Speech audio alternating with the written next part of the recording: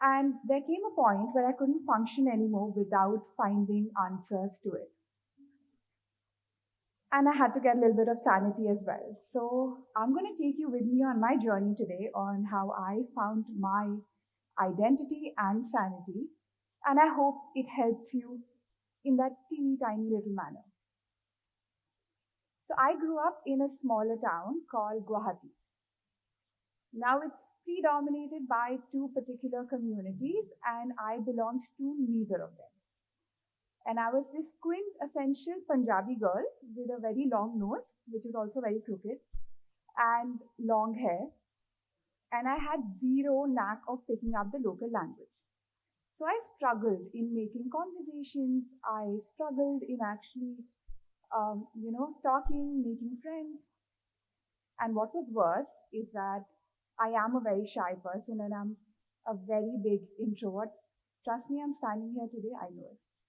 And um, I struggle with making friends. I struggle with finding my core. And as a young girl in school, you're always kind of looking for your group, right? You're looking for your tribe, people who you actually resonate with. And I just felt like I didn't fit in. I felt like I didn't belong. So what did I do? I created a bubble of my own, and it was me and a couple of friends, and it was my safe space. And cooking is something that I absolutely loved, and it was the perfect way for me to express myself. Why? Because I was behind the scenes in the kitchen cooking, and then I would call my sister and be like, serve it to people. So I didn't want to face people, right? And I was very, very low on self confidence, questioning everything, very worried that what if I put myself out there and people don't like me?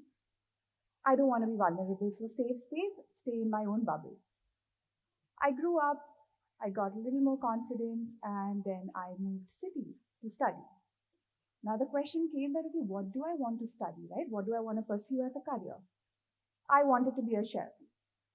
But is that the quintessential thing to do? No, because everyone's going to be like, why do you want to be a chef? That's not the path that, girls really take. Girls are good in the kitchen at home, but so what should I do? I was like, I want people to like me, so let me just become a chartered accountant, right? Everyone's going to like me. Everyone's going to be like, smart girl, good girl. So I decided to then become a chartered accountant. Loved the subject, hated what I was doing, hated the culture with work, but decided to still go ahead with it. Now, as I was going ahead, I was seeing that people now really like me. Now I belong, now I fit in. And I was from a smaller city, right? So when I moved to a bigger city, it was very important to me that I need to be like the cool friends, the cool people that I have around. So I'm going to suppress myself and who I truly am just so that I fit in. And while people were liking me, I stopped liking myself completely. I realized I was becoming bitter, I was becoming angry, um, I was snappy, irritable, and it was also confusing because I was doing everything by the rule book. I was one step onto the other, the right ladder, but not happy inside. And again, a question, okay, why is this happening? And so when I actually dug deeper, what I understood is that because of my childhood where I felt like I didn't belong, I actually had developed a people pleasing attitude. So to belong, I had developed these coping mechanisms. I'm going to say what people would like to hear from me so that they like me. I'm going to do what they expect me to do so that they like me. And I'm the good girl for them, right? I want to be the good girl. I want to be the good daughter. I want to be the good student, good wife, good daughter-in-law. I want to be the good idol girl because I'm scared that what if I put myself out there and they don't like me, then what? Don't take the risk, become the good one. Now, when it came to a point where it's like, okay, I'm really not happy and I'm bitter, and I realized, okay, I have this people pleasing attitude, I realized that what I'd basically done was I had figured out that this is what the society expects out of me. Here's a box which the society has created, which I think no one was trying to put me in the box. No one told me here's a box. I have conveniently put myself in the box. I'm not fitting in, but I am going to fit in, right? Because my value is based on, in my head, I'm valuable if people like me and if they think highly of me. So I'm going to tear down pieces of myself. I am going to strip off my layers, my authenticity, my personality, fit into that box. And I'm going to be that good girl, right? That good girl that every parent likes, everyone likes. And all comes back from my childhood, right? Because I didn't feel like I belonged. And now I just want to belong. I just want to be one of everyone. But that box is a very convenient space to be for a while, right? Convenient, easy. Here's the rule book, follow it. But trust me, it can be so immensely suffocating. You will feel so miserable after a point because while people like me, I don't like myself anymore. I don't relate to who I am. I have an identity crisis. I want to run back home and get into my own bubble so I can be true and authentic to myself.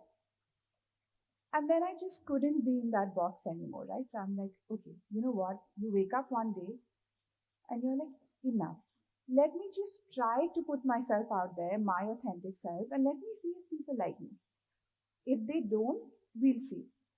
Let me just try. And trust me, for an introvert, for a person with very low confidence, it was so scary because I was like, this whole bubble's going to burst, and now what? So I come out of it, of the box that I have created, and I feel freedom. But soon after that, I'm scared because I'm like, okay, now what rules do I play by? Because the rules that I decided, I was following, I'm questioning them. And now I'm questioning everything. I'm questioning my fundamentals. I'm questioning my principles. I'm questioning everything that I was living by all this while.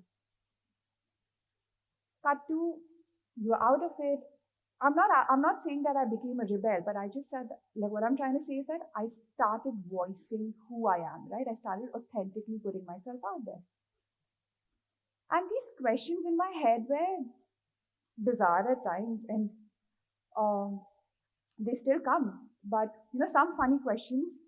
I remember I was very fond of makeup. So I would follow what the trend was. Okay, thin eyebrows, I'm going to get thin eyebrows. Thick eyebrows, I'm going to get thick eyebrows. High cheekbones, okay, let's just put a contour on or blush on a certain way. Whether it compliments me, doesn't, I'm going to follow the trend. And when I decided that, you know what, I can't follow the trend, I started questioning, why am I trying to look like someone else? Why am I trying to follow what people think is the definition of beauty when it doesn't even compliment me, when it's not even something that comes to me inherently? Another very funny question which would come in my head is that, like how a lot of us young girls, we associate our value, we don't understand it, but we end up associating our value to materialistic items that we buy, right? For example, the size of a diamond that you're wearing. Now, it's a rock which has been made by an act of nature, maybe also paid for by someone else. And the craftsmanship is attributed to someone else. But just because you're wearing it, you feel that I am valuable because I have this size ka rock, or I am carrying this bag or this particular materialistic item. So when you think about it, what is your contribution to it and how does it actually add value to it?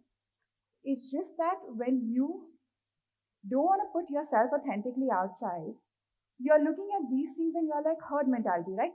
This works for her. People like her because of XYZ. Let me just copy paste it into my life and it's going to work. Trust me, it doesn't work because it makes you bitter and sad inside. And there's so much pain in resisting your personality, resisting your authenticity, suppressing you as a person, right? Who you are, just to feel accepted, to put on this facade which looks good, but is far from who you are. And these questions still come up today, right? And there's one thing I've understood, that your identity is going to keep changing. With different phases in life, different things are going to make sense to you. Your perception is going to keep changing. What you feel, who you feel you are, your purpose is going to keep changing. It's a process. What I feel today will not be what I feel after a year. And you need to keep rediscovering yourself. But at every stage, it's so important to be authentic to yourself with all grace and dignity and not demeaning anyone. But to be authentic to yourself, because there's no bigger pain then suppressing who you truly are. It's soul crunching, trust me, to put on this whole facade. And your identity is your superhero because it's only yours, it's only you. There's no one else who looks like you, there's no one else who is you, right? So why not embrace it? Why not understand how beautiful that is rather than to trade it off with every other person just to feel like I fit in?